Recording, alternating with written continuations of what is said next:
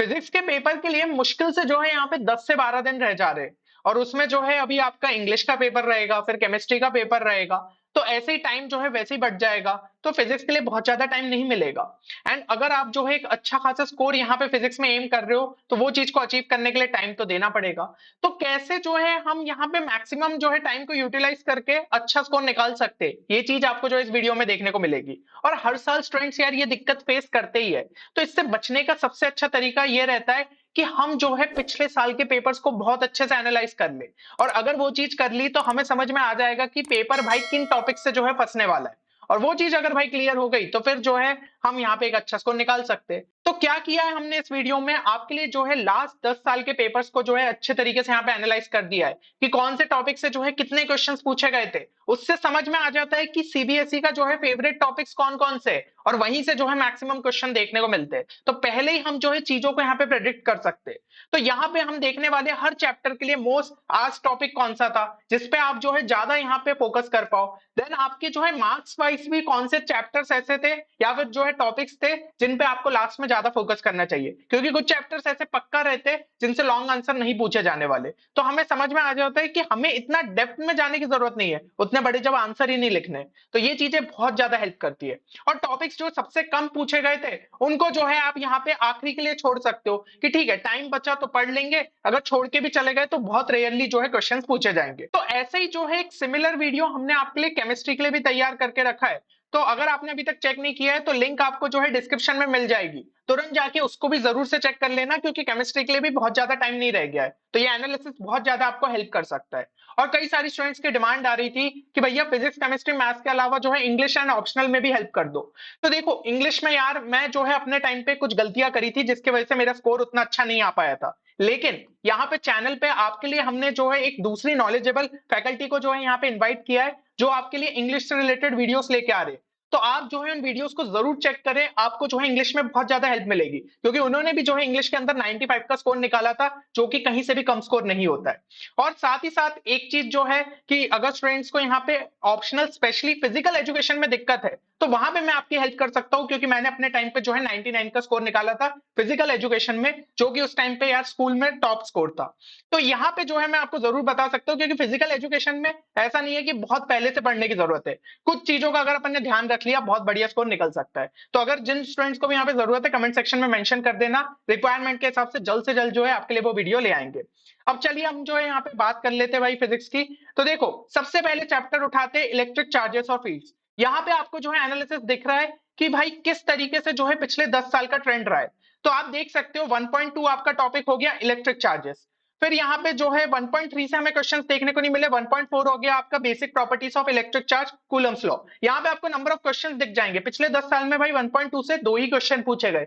तो अपने आप समझ में आ रहा है उतना ज्यादा इंपॉर्टेंट टॉपिक नहीं है। 1.4 देख सकते हो यहाँ पे 4 क्वेश्चन पूछे गए। सिमिलरली इस टाइप से जो है क्वेश्चंस, अब जैसे कि यहाँ पे पिंक बार दिख रहे हैं तो ये सारे एमसीक्यू क्वेश्चन थे। तो अपन को समझ में आ गया बहुत ज्यादा डेप्थ में नहीं देखने की जरूरत है, एमसीक्यू है मतलब सिंपल टिक करना है। हो सकता है भाई कोई छोटा सा फॉर्मूला बस यूज करना पड़े या फिर एक लाइन का जो है अपना यहाँ पे आंसर निकल रहा हो, तो इसलिए भाई उस हिसाब से जो है आपको इसको पढ़ना चाहिए। फिर आप यहाँ पे थोड़ा सा आगे बढ़ो तो 1.14 हमें दिख रहा है काफी बड़ा है। तो 1.14 जो कि एप्लीकेशन ऑफ गॉस लॉ हो गया, तो ये बहुत ज्यादा इंपॉर्टेंट है। तो इसमें जो है आपको ज्यादा टाइम यहाँ पे इन्वेस्ट करना पड़ेगा। तो ये ट्रेंड आपको इस तरीके से हेल्प कर सकता है, आपको जो है यहाँ पे मार्क्स वाइज भी पता चल जाएगा कि किस टाइप से टॉपिक्स पूछे गए थे, और बाहर से ये समझ में आ जाएगा कि कितने ज्यादा क्वेश्चंस पूछे गए थे। तो हर एक यहाँ पे जो है आपको ग्राफिकली तो एनालिसिस दिया ही है, साथ ही साथ हमने क्या करा है कि यहाँ पे आपको स्टेटमेंट वाइज भी बता दिया है कि क्या क्या चीजें जो है इंपॉर्टेंट है। देखो मैक्सिमम वेटेज आपका रहा है एप्लीकेशन ऑफ गॉस लॉ, तो भाई नोट डाउन कर लो और पहले चैप्टर में इस पे सबसे ज्यादा फोकस करना, क्योंकि यहीं से क्वेश्चन आने के बहुत ज्यादा चांसेस है। और मैक्सिमम हम देखें अगर वेरी शॉर्ट आंसर हो गए, शॉर्ट आंसर फर्स्ट फिर आपके लॉन्ग आंसर, ये सब भी जो है आपके एप्लीकेशन ऑफ गॉस लॉ से ही पूछे गए। तो बहुत ज्यादा इंपॉर्टेंट हो जाता है ये टॉपिक। अब चलिए नेक्स्ट चैप्टर पे चलते हैं। यहाँ पे आप एनालिसिस देख सकते हो, सीधा सीधा ग्राफिकली समझ में आ रहा है 2.15 कितना ज्यादा इंपॉर्टेंट है। और ये बीच में यहाँ पे भी क्वेश्चंस का जो है अपन को दिख रहा है बात कि भला ही छोटे छोटे लेकिन 4-5 चीजें, तो भाई अच्छे खासे मार्क्स के यहाँ पे पूछे गए। तो आप इन टॉपिक्स पे ज्यादा फोकस कर सकते हैं। अब एनालिसिस की अगर हम बात करें, मैक्सिमम वेटेज हमें 2.15 का देखने को मिला, energy stored in a capacitor, तो बहुत ज्यादा इंपॉर्टेंट हो गया। Maximum short answer one type के क्वेश्चन आपके जो है 2.7 से पूछे गए, potential energy of a system of charges, तो यहाँ पे मैं बोल ही रहा था ना, यहाँ पे हमें ग्राफिकली दिख भी रहा था कि यहाँ पे जो है क्वेश्चंस आपको देखने को मिले। फिर मैक्सिमम शॉर्ट आंसर और लॉन्ग आंसर टाइप आपके 2.15 से ही पूछे गए, तो यहाँ पे वो जो है ग्राफिकली ऊपर था ही।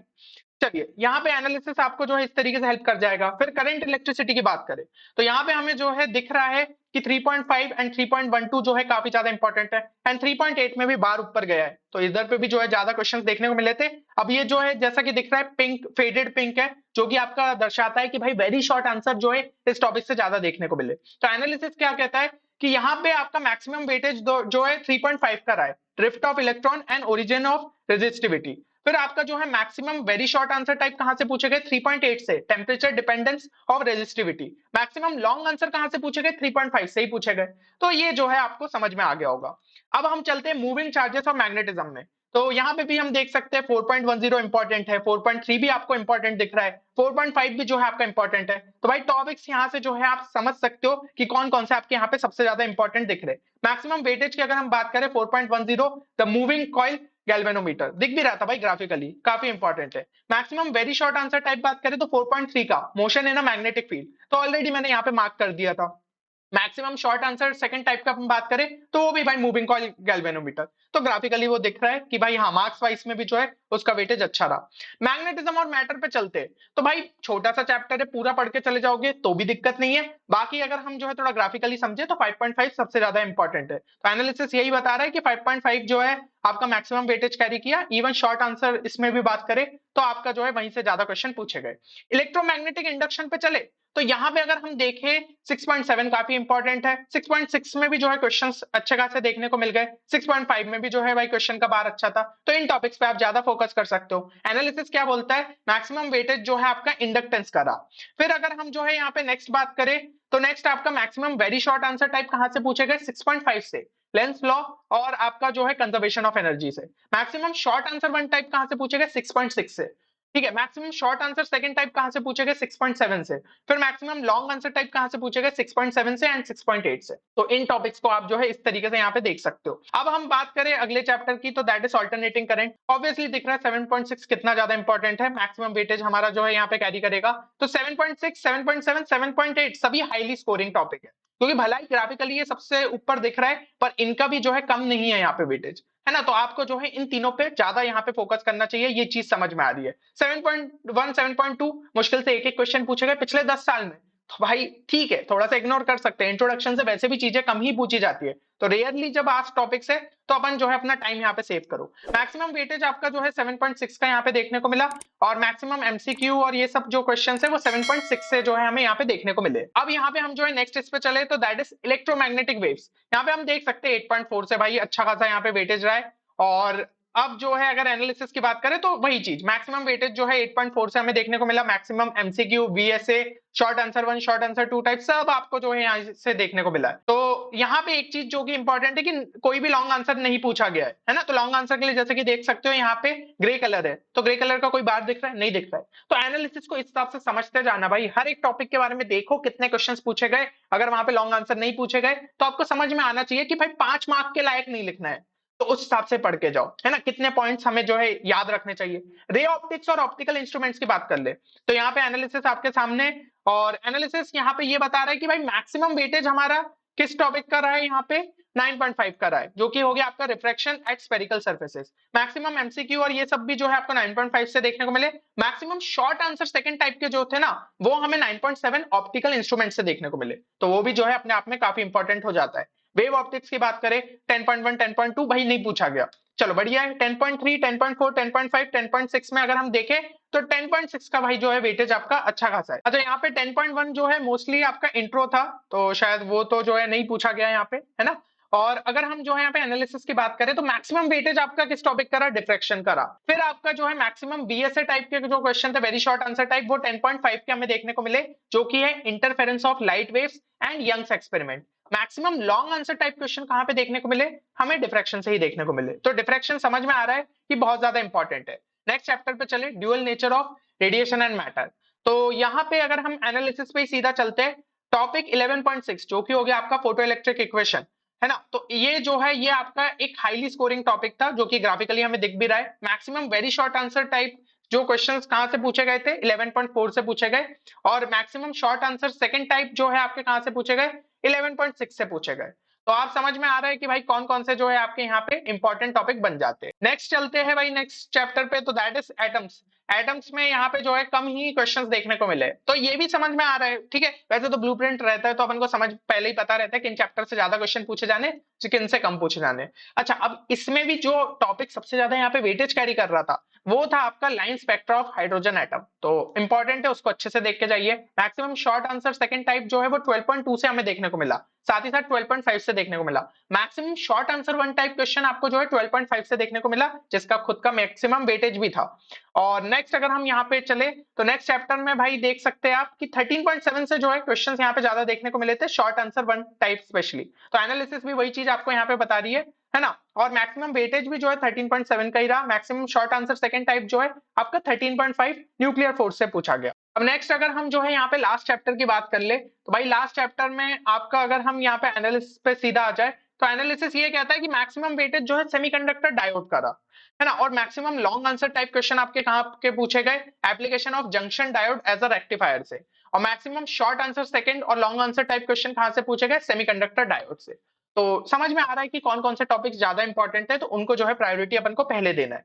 तो अब देखो अपन ने यहाँ पे समझ लिया, तो आप ये चीज तो मेरे हिसाब से समझ रहे हो कि किन पे आपको ज्यादा प्रायोरिटी देना है। तो सबसे पहले जो फर्स्ट प्रायोरिटी वाले दिख रहे हैं, जिन पे सबसे ज्यादा क्वेश्चन पूछे गए, उन सारे टॉपिक्स को क्या करना है, एनसीईआरटी से बहुत अच्छे से जो है एक बार पढ़ डालो।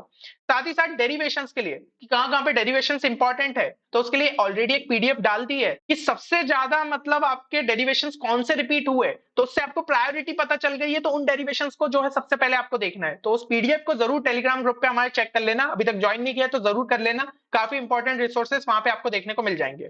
सेकंड चीज फिर क्या करनी है, यहाँ पे टॉपिक्स को रिवाइज किया, पीवाईक्यूज जो है उस टाइप के सॉल्व कर लो, लास्ट 5 साल के कर लो, तो अच्छा खासा कमांड आ जाएगा। और फाइनली 2-3 दिन पहले क्या करना, टॉपर्स की आंसर शीट देख लेना, ताकि पेपर प्रेजेंटेशन स्टाइल पता चल जाए। तो ये प्लान फॉलो करना है आपको। केमिस्ट्री के लिए भी मैंने सिमिलर बताया था, लेकिन एनालिसिस से आपको जो है ये चीज पता चलती है किनको ज्यादा प्रायोरिटी देना है, तो वो चीज आपको जो है यहाँ पे क्लियर हो जाएगी। तो मेरे हिसाब से सारी चीजें जो है क्लियर हो गई है। अब बस एक चीज बताइए कि अब क्या आप जो है फिजिक्स के पेपर के लिए 100% रेडी है? अगर है तो जो है जरूर से कमेंट सेक्शन में लिखिएगा, ताकि आप जो है खुद भी कॉन्फिडेंट फील करो और कहीं से भी जो है डिमोटिवेटेड फील ना करो। और अपना जो टारगेट स्कोर फिजिक्स में लेते हुए चल रहे हो वो चीज भी कमेंट सेक्शन में जरूर मेंशन करना। चलिए, तो उम्मीद करता हूं ये वीडियो आप सभी के लिए बेनिफिशियल रहेगा। मिलते हैं अगले वीडियो में, तब तक के लिए take care and good bye.